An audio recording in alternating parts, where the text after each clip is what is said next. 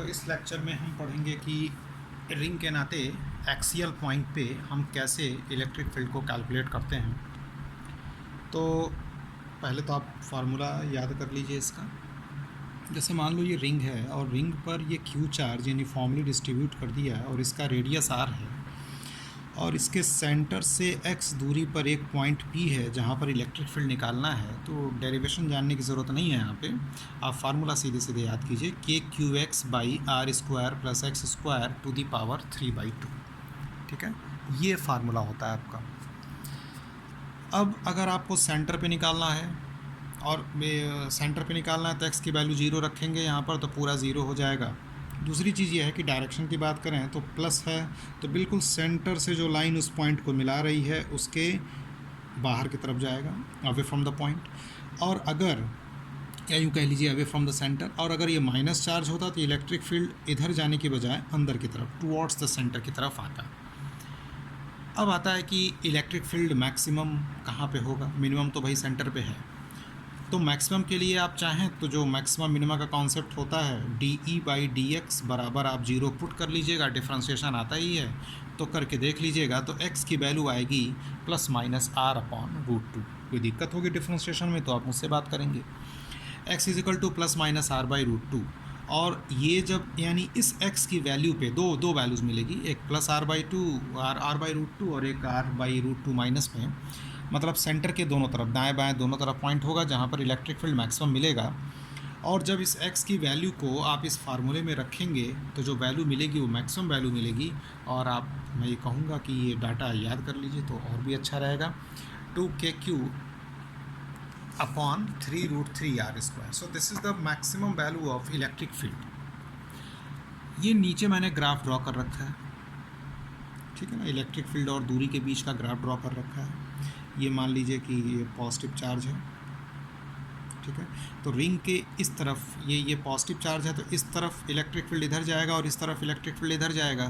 तो ये तो पॉजिटिव साइड में जा रहा है इसलिए ग्राफ ऊपर आएगा, और ये नेगेटिव में जा रहा है इसलिए ग्राफ नीचे आएगा। और ग्राफ का शेप कैसे आ रहा है ये मत जानिए, आप बस ये जानिए कि ग्राफ का शेप ये आ रहा है ना। तो ग्राफ का शेप ये आ गया और यहाँ पर ये देखो मैक्सिमम, बस ये डायरेक्शन किधर है, नेगेटिव डायरेक्शन में है। और ये वैल्यू कितनी है पॉइंट की, r/√2, और ये क्या है r/√2 प्लस है। ग्राफ ऐसे जा रहा है ये।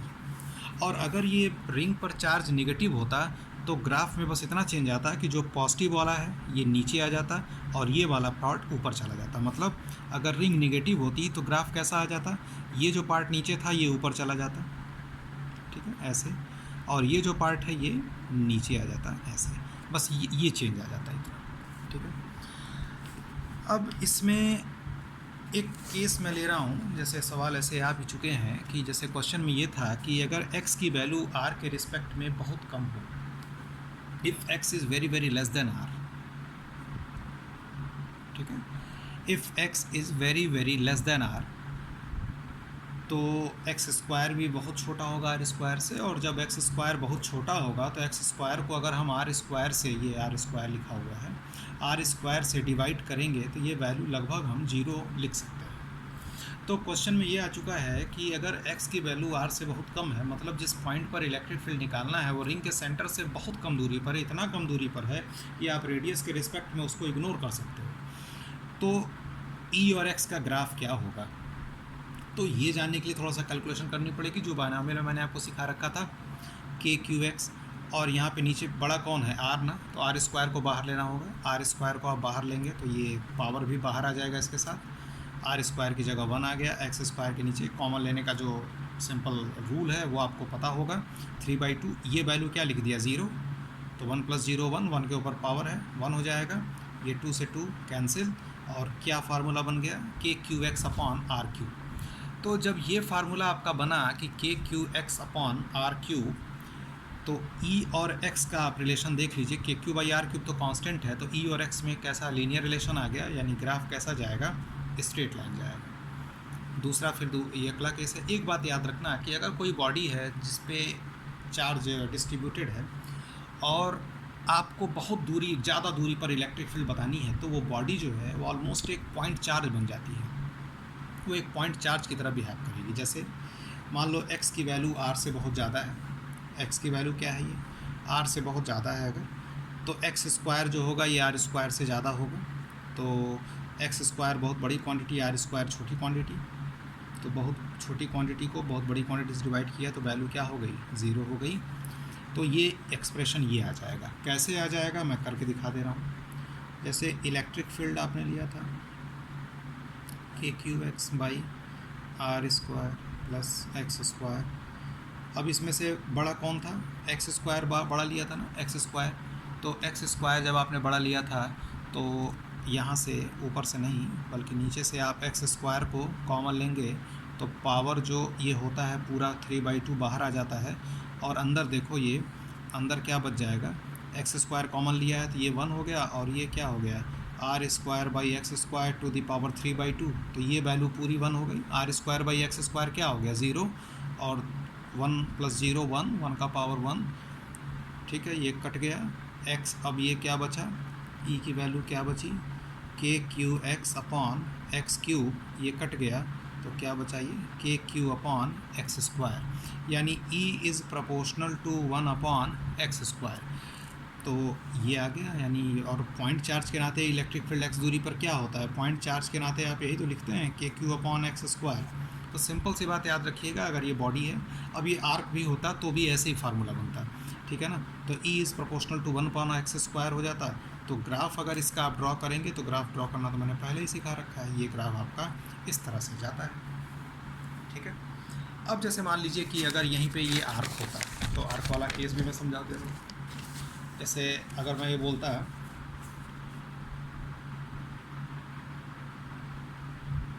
कि जैसे इफ़ आर्क लेंथ, जैसे ये मान लो कि ये ऐसे होता और बहुत दूरी पर होता, तो ये भी एक क्या बन जाता, एक सिंपल आप मतलब अगर रेडियस इसका मतलब बहुत ज़्यादा होता, कहने का मतलब ये है कि रेडियस बहुत ज़्यादा होता तो आर्क की लेंथ बहुत स्मॉल होती ना।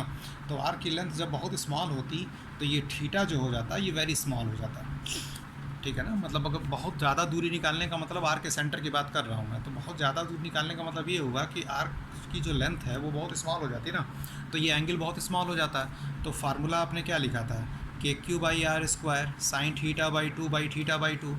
तो जितना ज़्यादा दूरी होगी, ये जितनी ज़्यादा दूरी होगी थीटा स्मॉल होता जाएगा।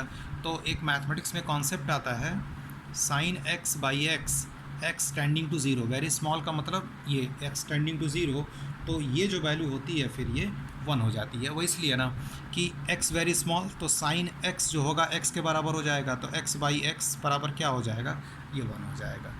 तो जब भी कोई बॉडी हो जिससे बहुत दूरी पर आपको इलेक्ट्रिक फील्ड निकालना हो तो बॉडी ऑलमोस्ट किसकी तरह बिहेव करने लगती है, एक पॉइंट चार्ज की तरह।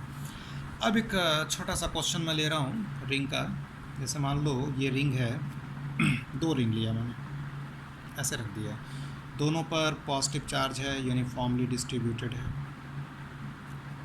और इस पर भी ये क्यू चार्ज है, दोनों पर चार्ज क्यू ले रहा हूँ, और ये दोनों का सेंटर है, दोनों का रेडियस भी आर ले रहा हूँ, और जो बीच की दूरी है ये 2 टाइम्स ऑफ r√3 है ना। और मैं बिल्कुल मिड पॉइंट पे बोल रहा हूँ कि मुझे बताओ कि यहाँ पर क्या होगा, इलेक्ट्रिक फील्ड क्या होगा यहाँ पे मिड पॉइंट पे, ठीक है। तो देखो यहाँ पर क्या है कि ये सिमेट्री है, ये भी सब कुछ सिमिलर है और ये सिमेट्रिकल पॉइंट है, तो इसके नाते इलेक्ट्रिक फील्ड इधर जाएगी बाहर और इसके नाते इधर बाहर जाएगी। और चूँकि सब कुछ सिमिलर है तो दोनों के नाते जो इलेक्ट्रिक फील्ड का मैग्नीट्यूड आएगा वो क्या आएगा, बराबर आएगा, तो नेट फील्ड क्या हो जाएगी, 0 हो जाएगी। लेकिन अगर मान लो कहीं ऐसा होता कि ये जो चार्ज है ये निगेटिव होता, ठीक है ना, जैसे इस तरह का होता, ये रिंग है और दूसरा वाला यहाँ पे रखा, ठीक है, दूसरा वाला यहाँ पे रखा, तो ये निगेटिव है, ये प्लस क्यू, ये माइनस क्यू है, और बीच की दूरी सब वही दिया है मैंने, 2 टाइम्स ऑफ r√3 है। तो अब यहाँ पर क्या है कि तो यहाँ मिड पॉइंट पे निकालना था, तो अब जो इसके नाते होगा मैग्नीट्यूड वही इसके नाते भी होगा, क्योंकि पॉइंट तो सिमेट्रिकल है, लेकिन दोनों का डायरेक्शन सेम होगा। और ध्यान रखना कि बिल्कुल ऐसे ही क्वेश्चंस ग्रेविटेशन में भी हमने किए हैं, ठीक है ना। तो अब यहाँ पे रखना है, तो अब क्या करेंगे आप यहाँ पे, जैसे मान लीजिए कि पहले इलेक्ट्रिक फील्ड निकाल लिया जाए और फिर 2 गुना कर देना है। तो इलेक्ट्रिक फील्ड का फार्मूला क्या होता है, K Q X upon R square plus X square to the power 3/2। तो x की वैल्यू कितनी होगी, 2 टाइम्स ऑफ आर रूट 3 है तो क्या होगा, ये आर रूट 3 होगा, और ये आर स्क्वायर, और एक्स स्क्वायर की वैल्यू क्या हो जाएगी, 3r स्क्वायर हो जाएगी, है ना, और टू दी पावर 3/2। तो ये क्या हो जाएगा, के क्यू आर रूट 3, और ये 4r स्क्वायर, 4r स्क्वायर का 3/2 क्या हो जाएगा, ये 8r क्यूब, क्या हो जाएगा जी, 8r क्यूब हो जाएगा। तो ये कितना आ गया, 8r क्यूब, और ये कट गया, ये r स्क्वायर हो गया, तो क्या आ गया, √3 के क्यू अपॉन 8r स्क्वायर। एक रिंग के नाते इतना आ गया, और चूँकि अब ये और ये इसके नाते इलेक्ट्रिक फील्ड दोनों का मैग्नीट्यूड क्या आएगा, सेम आएगा, इसलिए जो आंसर आ जाएगा वो 2 टाइम्स आ जाएगा। तो इसका पूरा क्या कर देंगे, 2 टाइम्स कर दिया जाएगा।